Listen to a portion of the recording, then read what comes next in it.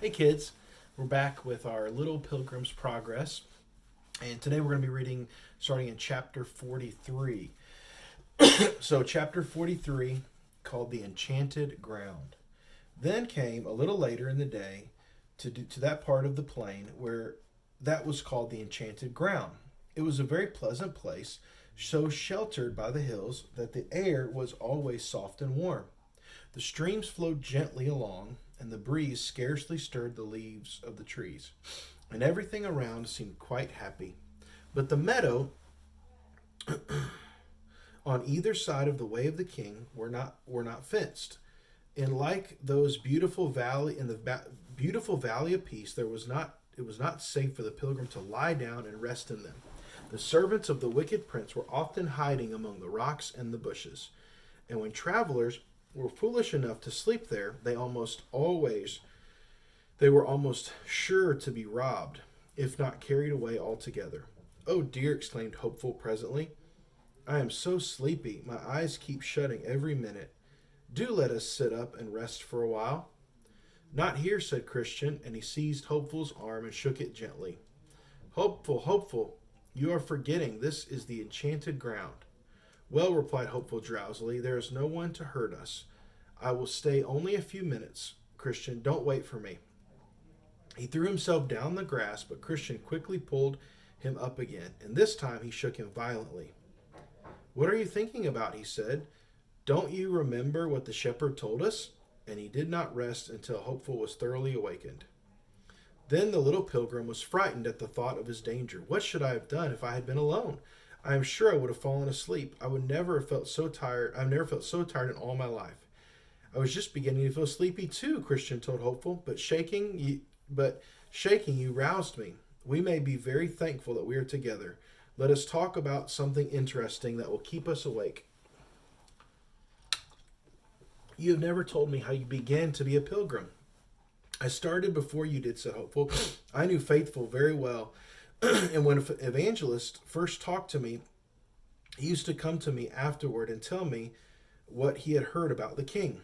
I didn't care much then, but after a time I thought it would be nice to live in the celestial city. So one day I ran off to the wicket gate and began my journey.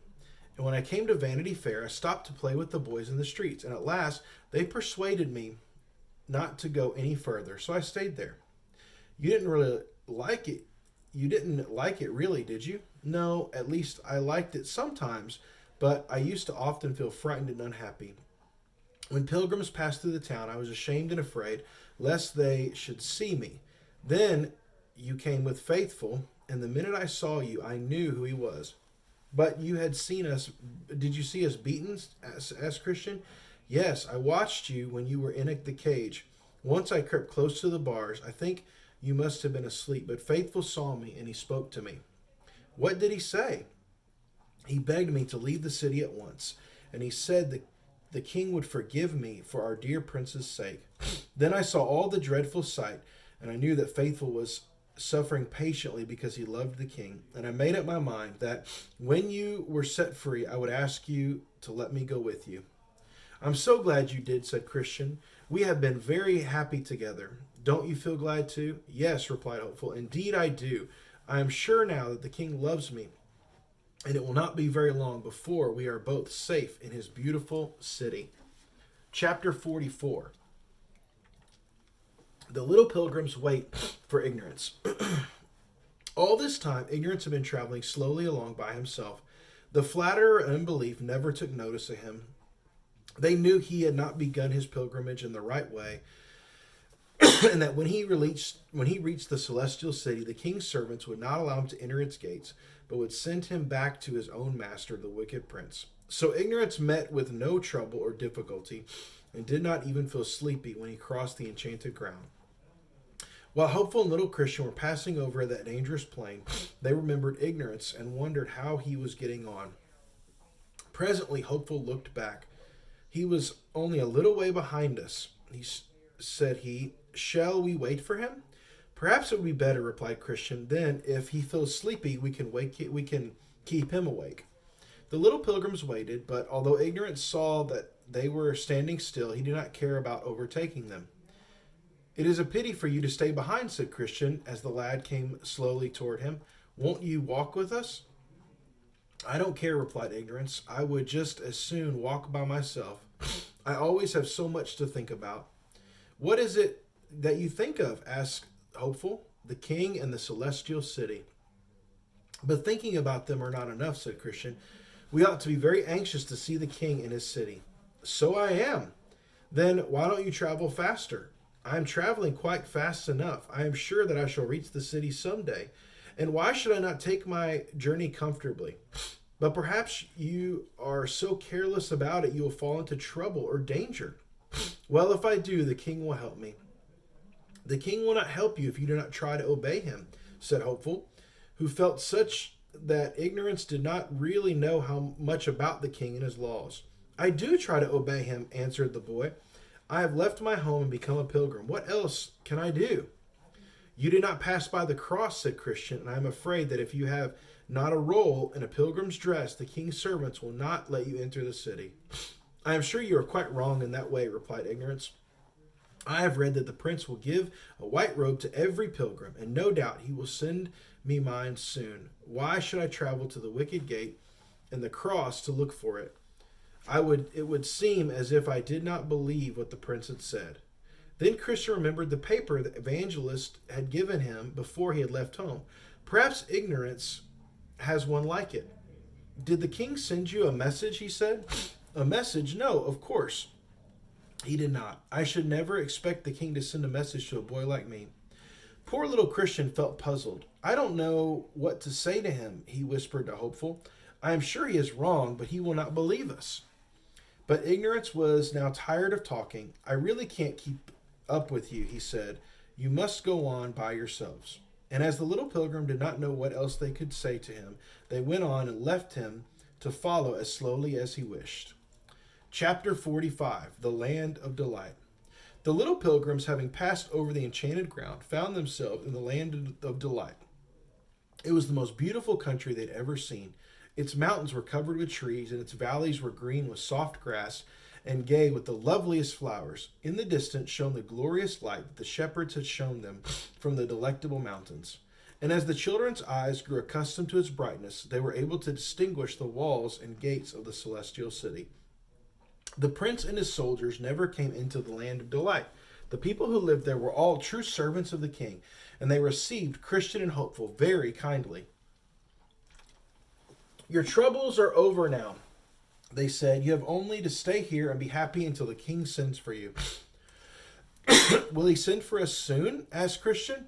We cannot tell you that, replied the people. Sometimes the pilgrims live quietly in this land for many years, and sometimes the king gives them work to do for him in the country of the wicked prince. But at last they all go to the celestial city to dwell forever in his presence. I remember, said Christian, when help drew me out of the slough, he said that he had been to the gates of the city, but the king had given him some work that he would have to do before he entered it. And while they wandered up and down the mountains and along the beautiful valleys with Hopeful, little Christian began to wonder whether his mother was living in this land of delight or whether she had gone into the city. He looked anxiously at the people whom he met. He did not see anyone whose face was like his mother's picture. The king must have sent for her, he said. Oh, will it not be nice to see her again? Perhaps she has heard that we are here, and she may be watching for us even now. The little pilgrims spent many happy days in the land, and one morning they came to a valley that was laid out in vineyards and large gardens. The gates were all wide open, and the boys stopped to look at the trees and the flowers, and one of the gardeners spoke to them. You need not stay outside, he said. These are the king's gardens. They are for the pilgrims to walk in. Then he took their hands and led them about among the vines and the flowers, and in the evening he showed them a quiet little arbor where they might lie down and sleep safely. Oh, said Christian, as they sat watching the sun, which was slowly sinking behind the hills, don't you feel glad that we came? I seem to be forgetting all the troubles we have now, and that we are so happy. I am thankful that I ran away from Vanity Fair, said Hopeful, and it was such a good thing to think I didn't lose my roll there. I don't know how it was that I managed to keep it safely, and now we have only to wait for the king's message," continued Christian. "I would go away and work if he wished, but I think it would be best to go straight into the city." "So would I," said Hopeful, and then they lay down side by side as they had done in the Valley of Peace and slept quietly until the morning. Chapter 46, The Dark River.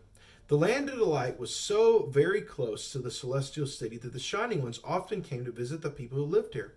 Their faces shone with a beautiful light, as the faces of Christian's mother had done when he saw her in his dreams, and their garments were all white and glistening. Very often they brought messages from the kings to the servants, and the little pilgrims knew that someday a message would be given to them. I told you that they all slept one night in the king's garden, and the next morning, when they were walking slowly among the vines, they saw two of the Shining Ones coming down the path to meet them. "You are traveling to the celestial city?" they asked. "Yes," replied the children. The Shining Ones asked many questions and desired both Christian and Hopeful to tell them of all that had happened since they began their pilgrimage. Christian told them all the difficulties and dangers, and Hopeful told them how he had wasted his time in Vanity Fair. "We have often behaved badly," they said, "but we are really sorry, and we do love the king with all our hearts." "He knows that you do," replied the Shining Ones, "and he has forgiven you for all your mistakes and disobedience for the sake of his dear son. He has sent us now to tell you that he wishes you to enter his city." When Hopeful heard this, his heart was full of joy. Little Christian was glad also. But when he thought of going into the presence of the king, he began to feel timid. And he said to the Shining One, "Will you go with us?" "We will go a little way with you," they said, "and we will meet you again at the gate of the city." "Oh," cried Christian, "how are we to cross over?"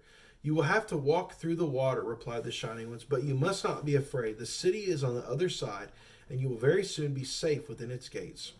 Hopeful raised his head and looked across the river, and on the opposite shore he could see the pathway winding up the hillside toward the glorious golden gate. "Oh, Christian, we need not be frightened now. We are so very near the city." But little Christian's eyes began to grow dim with fear, and he could not see the light beyond the river. He shivered as at the water, and then he turned once more to the Shining One. "Is it deep? Shall we drown if we try to cross it?" "No," replied the Shining One. "You will not find it too deep.